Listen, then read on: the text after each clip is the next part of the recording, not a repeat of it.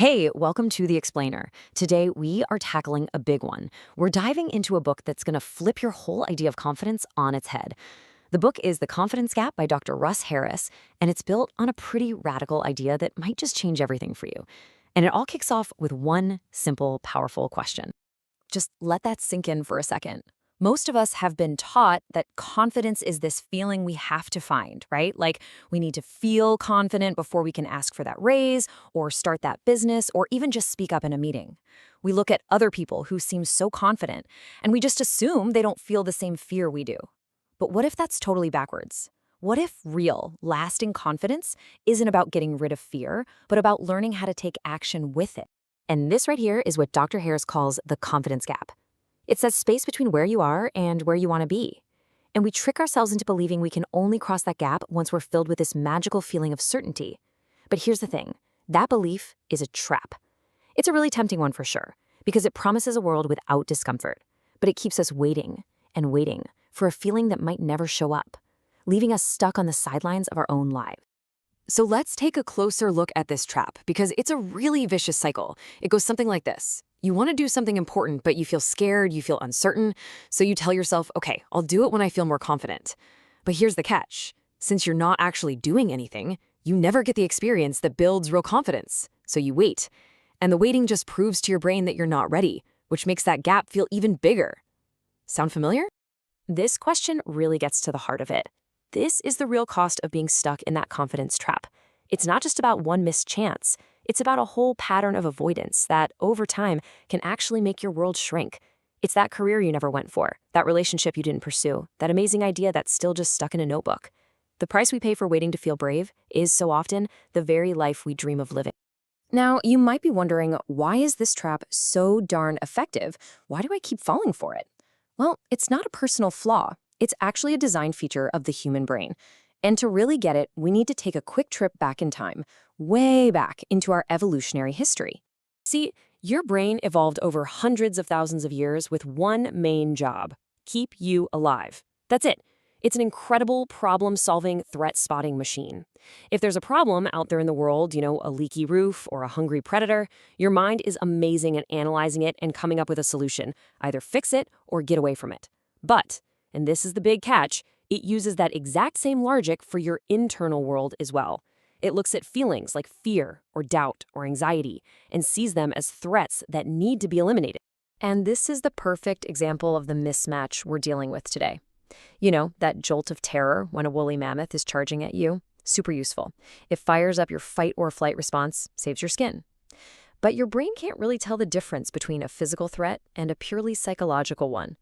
So when you just think about giving a big presentation or asking for that promotion, your mind sounds the exact same alarm bells.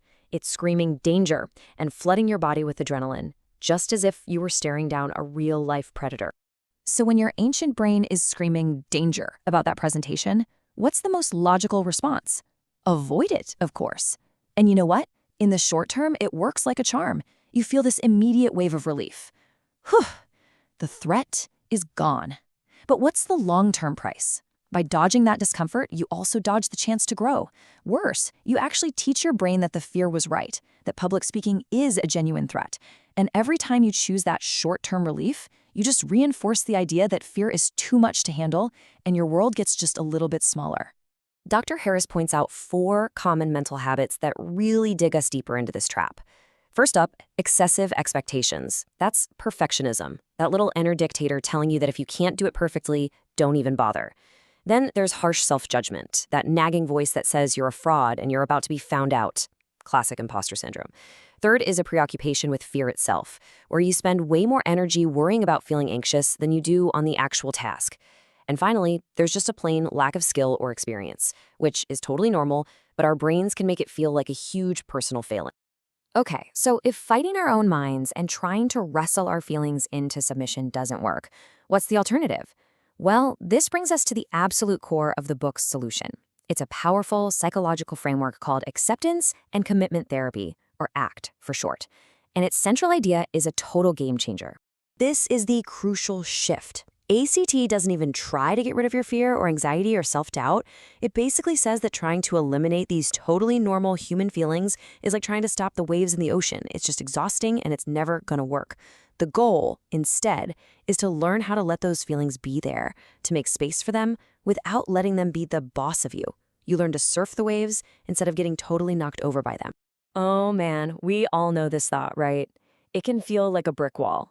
It just lands in your head like an absolute truth that stops you dead in your tracks. It doesn't feel like a suggestion. It feels like a final verdict. It's one of the most powerful stories our mind tells us. And the second we think it, we usually just stop. But ACT invites us to ask this really powerful question. Is that thought, "I can't do it," actually a command that's written in stone, or is it just a bunch of words and pictures popping up in your head, cooked up by that ancient threat-detecting brain of yours?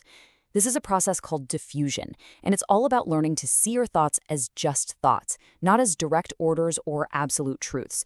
It's about getting unhooked from them so they lose their power over you. Let's actually try this right now. I'm serious. Give it a shot. Say to yourself, either in your head or out loud, "I can't lift my arm. I can't lift my arm. I absolutely, positively cannot lift my arm." Really try to believe it. And now, while you're still thinking that thought, just lift your arm. Did it move? Of course it did. This super simple exercise shows you a profound truth. You can have a thought and do the complete opposite. Your thoughts don't control your body. You do. So if our feelings and thoughts aren't in charge, what should guide our actions? This is where values come in, and there's a huge difference here. Goals are destinations. They're things you want to achieve, like winning the match. Values, on the other hand, are directions. They're about how you want to behave on the journey, like being a skillful or caring person.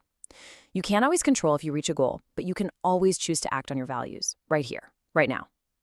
Acting from a place of values, like "I want to be courageous" or "I want to be creative," gives you a compass to guide you, especially when you're feeling scared.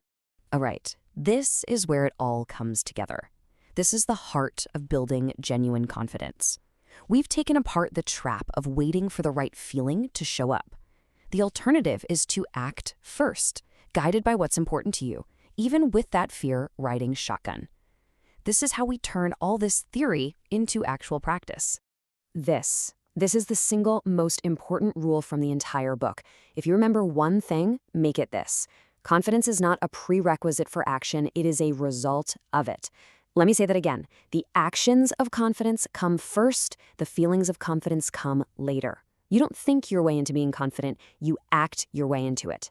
Every single time you take a small, value-driven step in the face of fear, you are laying another brick in the foundation of real, unshakable confidence. And this is the blueprint for how you do it. Dr. Harris lays out this simple but incredibly powerful loop. Step 1, you practice the skills you need. Step 2, you apply them in a real-world, challenging situation.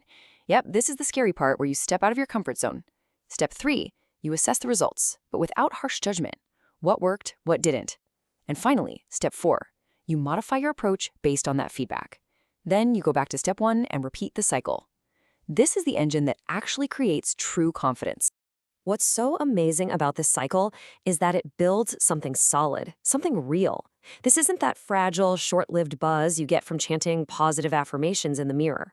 This is earned confidence. It's that deep-down knowledge that you can handle discomfort, that you can learn from your mistakes, and that you can trust yourself to take action toward what really matters to you. It's real because you built it yourself, one courageous little step at a time. So how do we put this into motion in our own lives? It's not about finding some magic trick to make fear vanish. It's about consciously and intentionally starting your own confidence cycle. It's about making the choice to take that first small step, to start practicing and applying even when you're scared, especially when you're scared. And this brings us to the ultimate reframe of what confidence really is. True confidence is not about being fearless. I guarantee you, the bravest people you know still feel fear. The difference is they've learned to see fear not as a stop sign, but as a compass. It's a signal pointing them towards something they deeply care about.